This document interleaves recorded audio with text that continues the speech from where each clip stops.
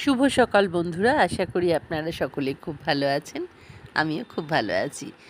এই গতকাল জন্মাষ্টমীর যে ছোট্ট একটি ভিডিও আমি আপনাদের সামনে তুলে ধরলাম, আপনারা দেখলে বুঝবেন আমাদের গপু কত খুশি ছিল।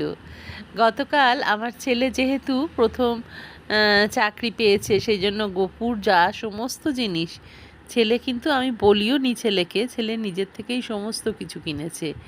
গপুর গিফটের মধ্যে ছিল সুন্দর পিতলের একটি দোলনা। আর গপুর জামাটা যেহেতু মানে ছিল একটুখানি পার্টি ওয়্যারের মতো, সেই জন্য কাল দোলনাতে বসাতে পারিনি, কেন জামাটা একটু স্টিফ ছিল। কাল সাই বাবাকেও নতুন ড্রেস পরিয়েছি। আর গপুর জামাটা তো অসাধারণ। এই দেখুন গপুর সেই দোলনা, জামাটার ঘের অনেক আর স্টিফ ছিল বলে কালকে দোলনায় বসিয়ে ওকে আমি ঠিক পুজোটা করতে পারিনি, কেন জামাটার জন্য আর কি ওটা আটকে যাচ্ছিল সমস্যা। আর মাথার মুকুটটা অনেক বড়, মুকুটটাও ওপরের ওই দোলনার রডে ঠেকছিল।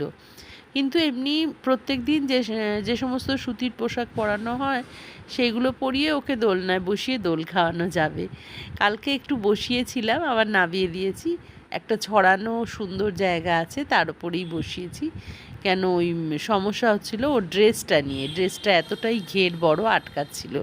আর নিজের মতো যেটুকু পেরেছি সেটুকু দিয়েই ঠাকুরকে নিজেই নিজের মতো করে পুজো করেছি। এই ছিল কাল আমার জন্মাষ্টমীর পুজো।